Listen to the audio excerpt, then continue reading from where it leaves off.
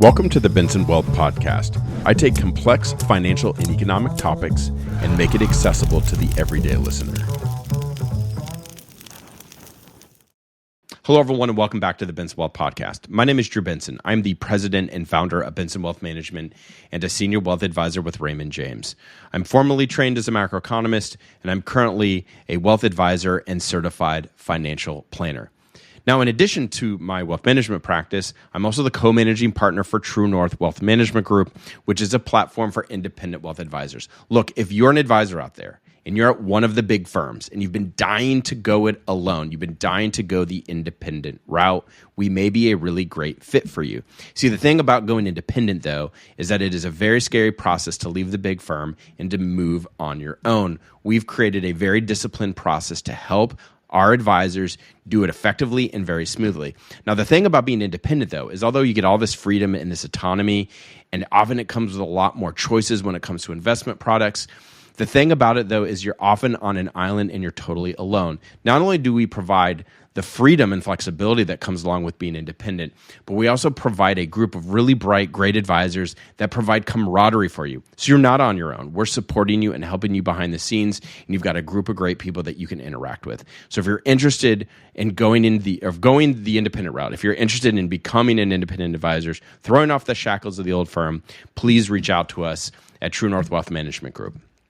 All right, so today I'm going to talk about the 2024 in review. So at the beginning of the last couple of years, I've given a series of projections of where I thought the markets were going, where I thought the economy was going.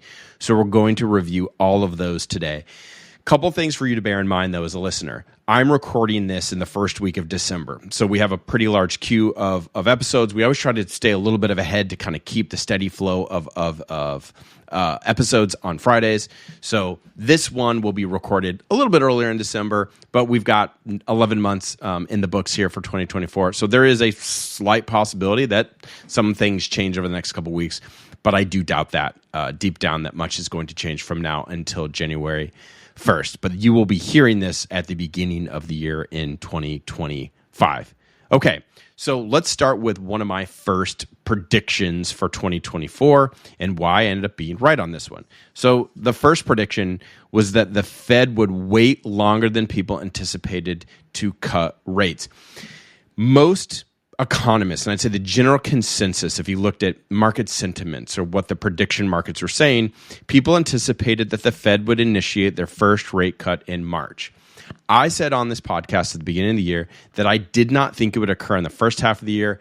I thought it would occur in the third quarter and maybe even closer, if not in the fourth quarter itself. And as a matter of fact, the first rate cut didn't come until September. Now, I was just having lunch with a friend today. He said, "Well, Drew, how in the heck did you even know that?" Now, the way I come to these types of predictions is it's not like I'm looking at some really grand spreadsheet with all kinds of equations and data. I'm not running regression analyses. I'm not doing anything overly sophisticated with a model.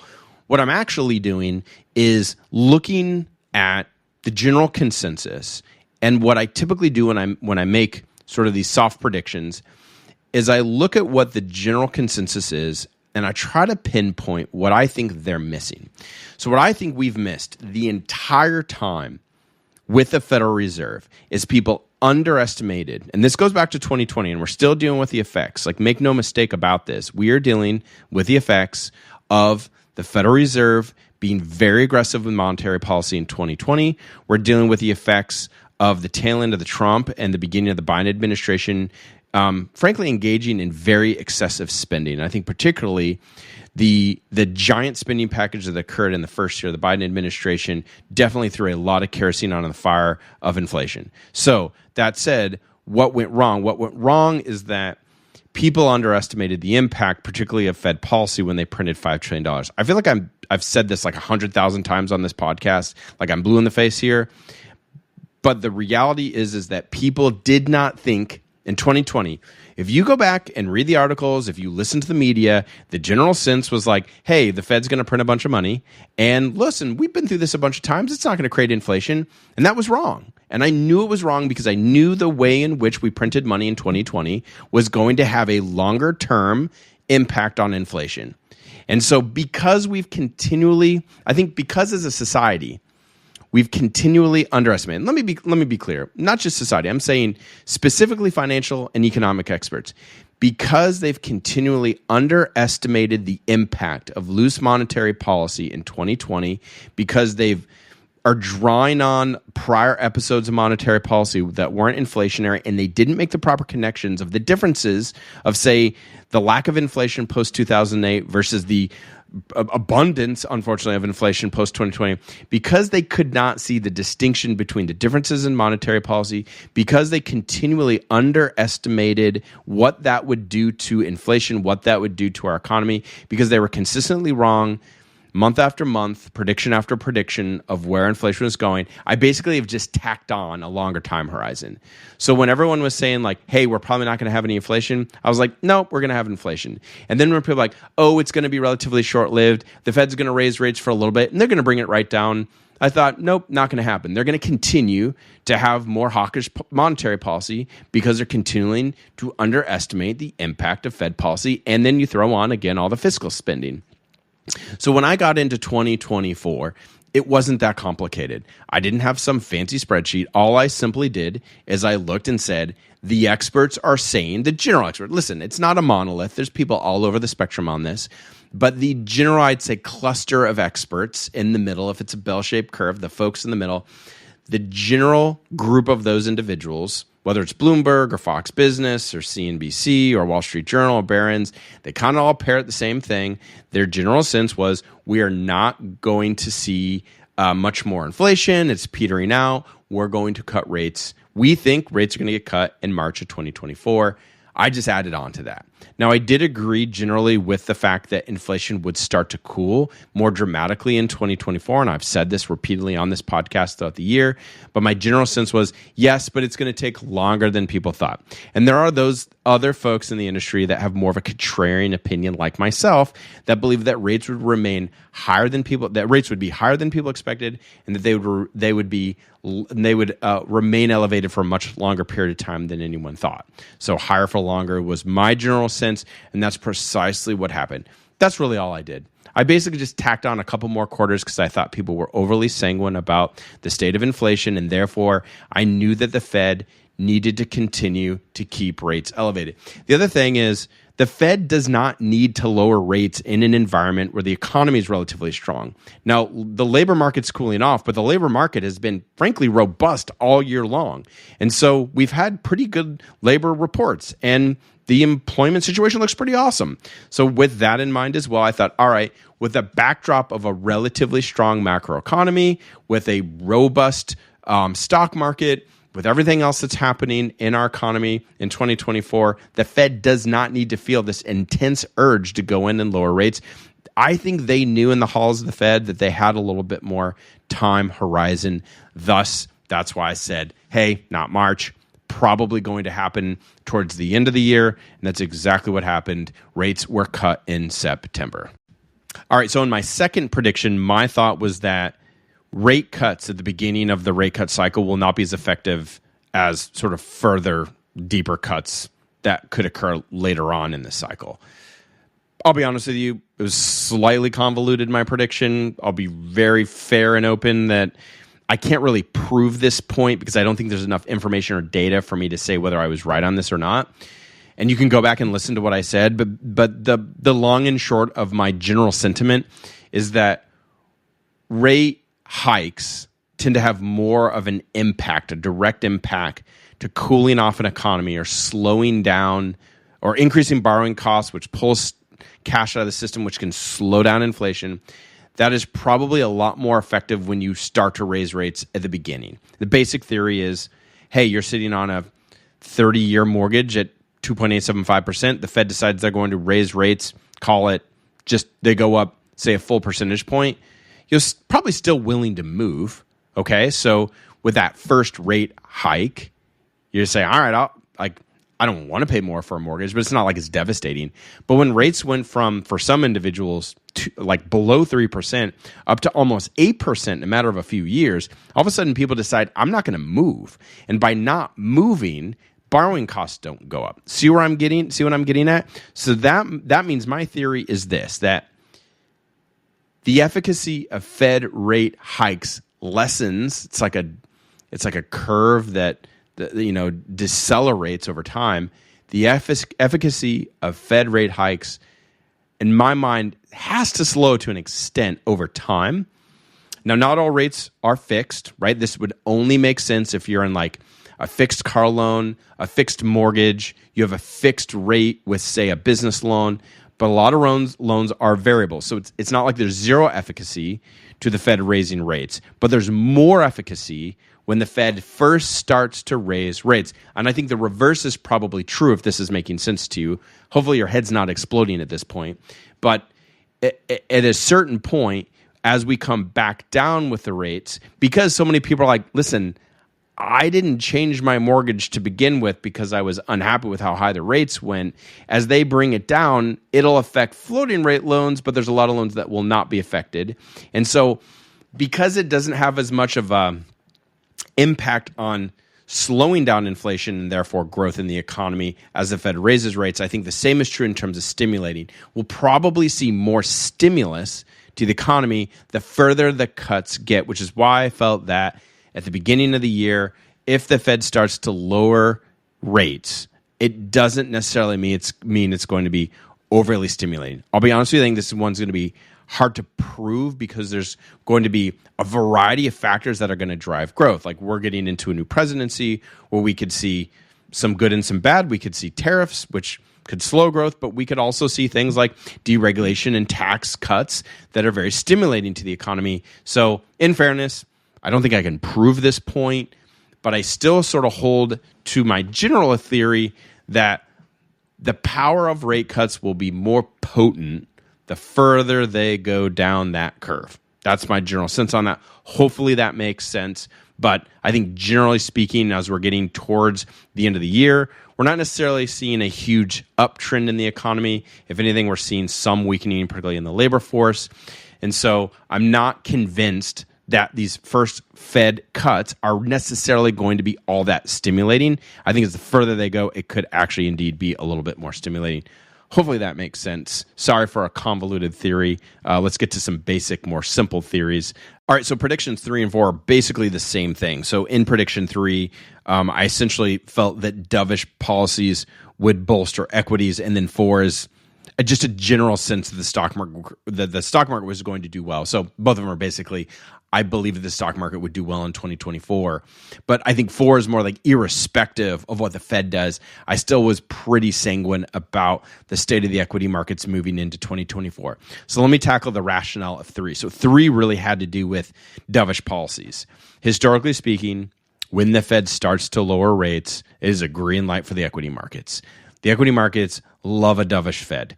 And even though I felt that the Fed was not going to lower rates at the first part of the year, we just talked about this, even though I didn't think it was going to happen in March, I did believe that they were going to still lower rates in the second half of the year. And the moment that the Fed started lowering rates, I felt like the markets were going to move upward. And that's precisely what's happened. The equity markets are up around 27%. That was the last time I checked. Again, we're here at the beginning of December, and the S&P 500 is up a lot. It's up 27%, like I said.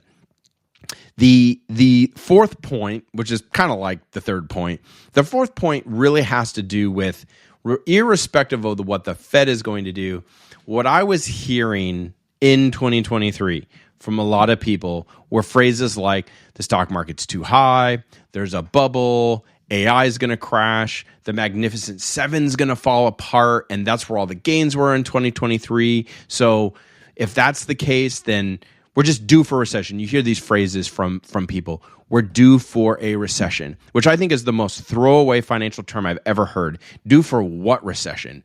Recessions happen for reasons. Recessions occur because there are genuine structural issues with the economy that start to emerge. People say things like we're due without any sort of tangible explanation about that. That, I think, leads to so many investor mistakes when they say, well, we're due.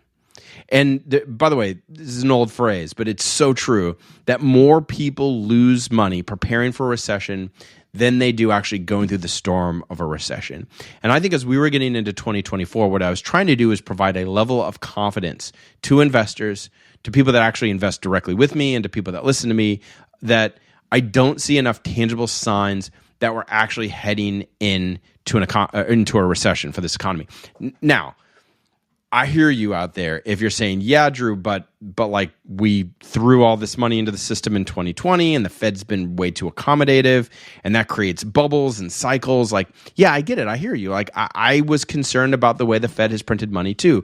Or those of you out there that are saying like, hey, fiscal spending is insane. Like we are spending trillions of dollars in excess of revenues that we're pulling into the coffers for the federal government. We're spending trillions in excess every single year, and at some point, like the chickens have to come home to roost. Like I'm not telling you to deceive your eyes. Like I see those problems too. The rub with all of this, though, if you're listening as an investor, the rub with all this is that the timing piece is so stinking difficult to get right. And I'm not pretending to say that I've got a crystal ball and I know exactly when recessions are going to bear out. But I will say this. And if I haven't said this already, I'm going to say it again. More money is lost preparing for recessions than actually going through them. And I also think, and I really learned this lesson as I studied the financial crisis, the financial crisis of 2008 and 2009. And we did a 4-part series this year. You should particularly listen to Charles Calomiris, who's phenomenal.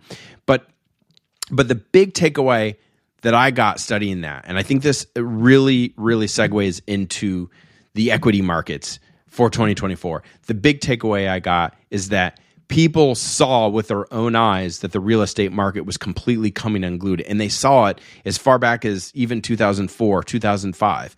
In fact, Michael Burry started shorting the housing market back in 2005.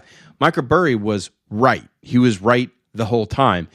The thing that we forget about the Michael Burrys of the world, and I have an immense amount of respect for the guy, and ultimately he was vindicated, and his group, I believe it's Scion Capital, he did great.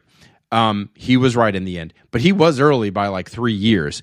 And what we forget about those episodes is that he was running really long in the tooth, and there was a point at which he could have run out of money to pay for the premiums necessary for these credit default swap instruments that he was having to pay for.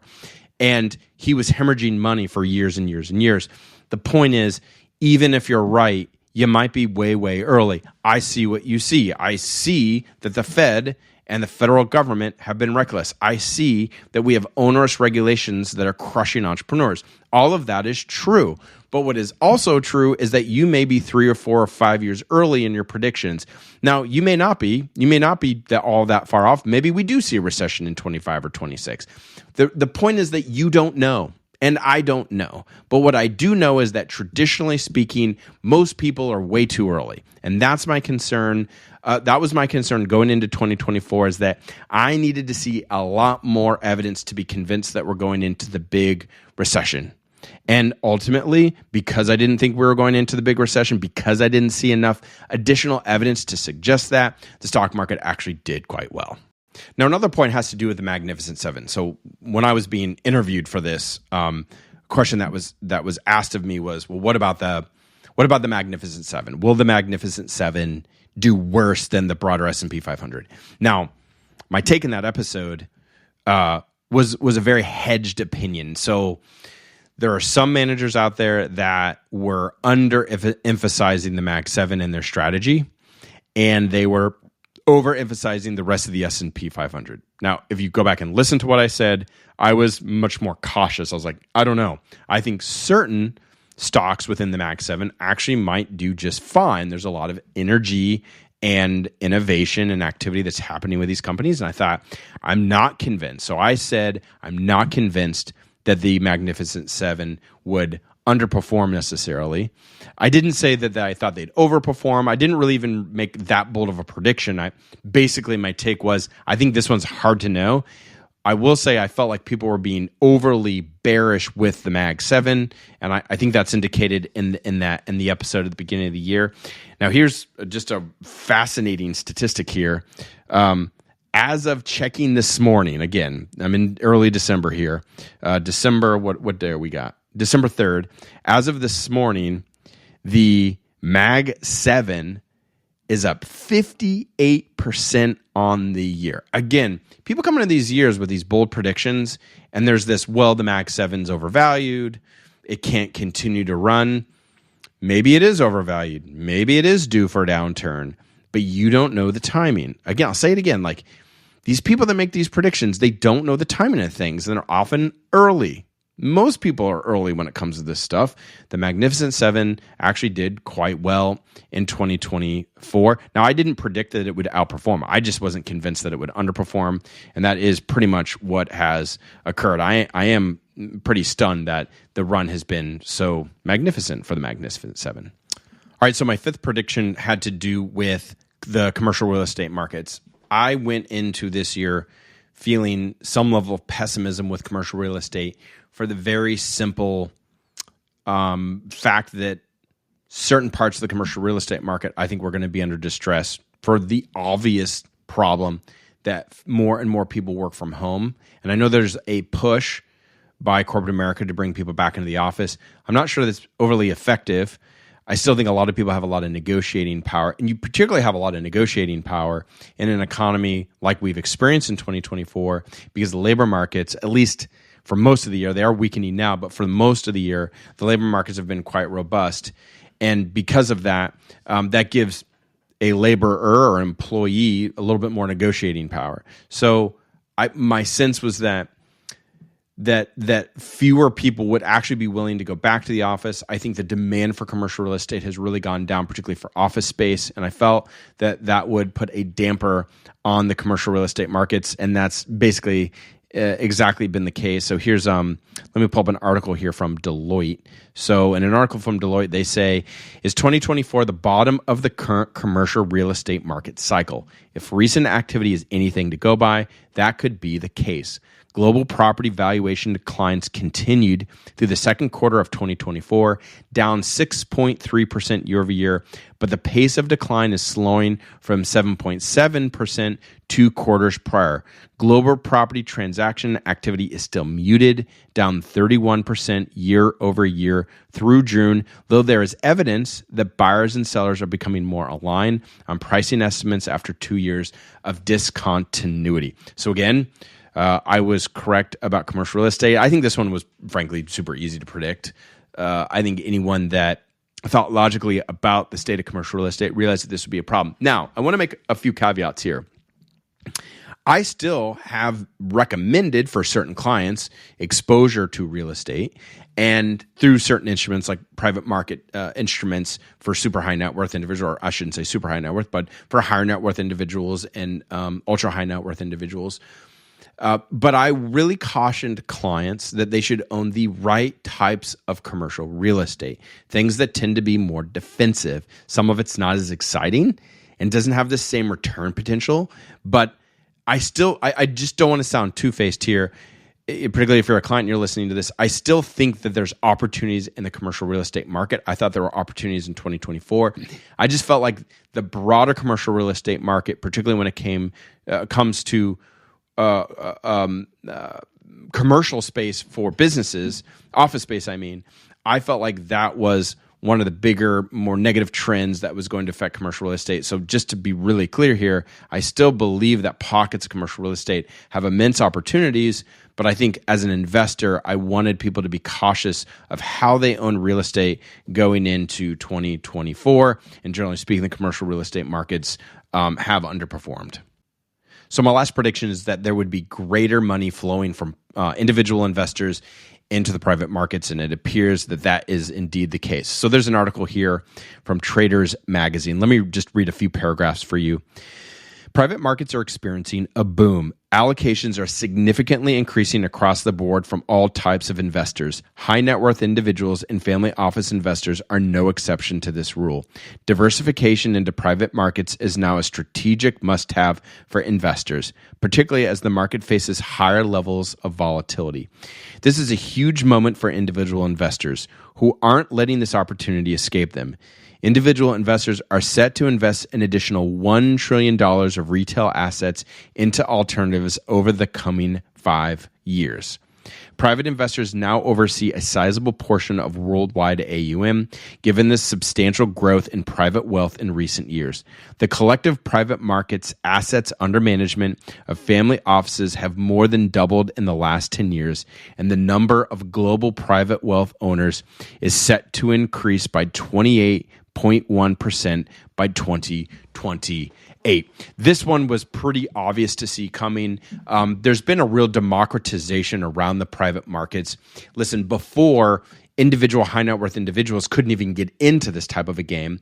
You largely had to be an institutional sort of major fund, like a pension fund or an endowment where you could put down millions of dollars to get into these strategies. Now we're seeing what are known as evergreen strategies. So an evergreen strategy is a fund of private equity, fund, and this exists also, by the way, with real estate, private real estate, and also with private credit as well. And the credit markets are, again, it's like the bond markets in the public sector. The credit markets are the borrowing markets, or the credit markets in the private markets. And so you're seeing what are known as these evergreen strategies, and the democratization has come in where now you can own not just a single investment inside the private markets, like a single fund, but you'll see fund of funds inside of these. And so some of these, you'll see multiple, sometimes hundreds of different deals inside of a single investment solution. And then on top of it, the liquidity has gotten much better. So for a lot of individual investors, they didn't have a 5 to 10 year lockup period, which was typically required of private equity. Some of these individual investors would like much greater amounts of liquidity. Now, if you're an endowment with a huge time horizon, 7 to 10 years isn't necessarily the end of the world. But if you're trying to get yourself through retirement, having those types of lockups become pretty unappealing to a lot of investors. Now that it's democratized, and now that you can have as much, by the way, a lot of these funds have quarterly liquidity. So again, where you had to wait 10 years, now you can potentially get your money back, some of it back, or all of it back in some instances for some of these strategies on a quarterly basis. They've also simplified tax reporting for a lot of these strategies. So there's, instead of doing K-1s, you now get a simplified 1099, which is so much more manageable to do with your taxes.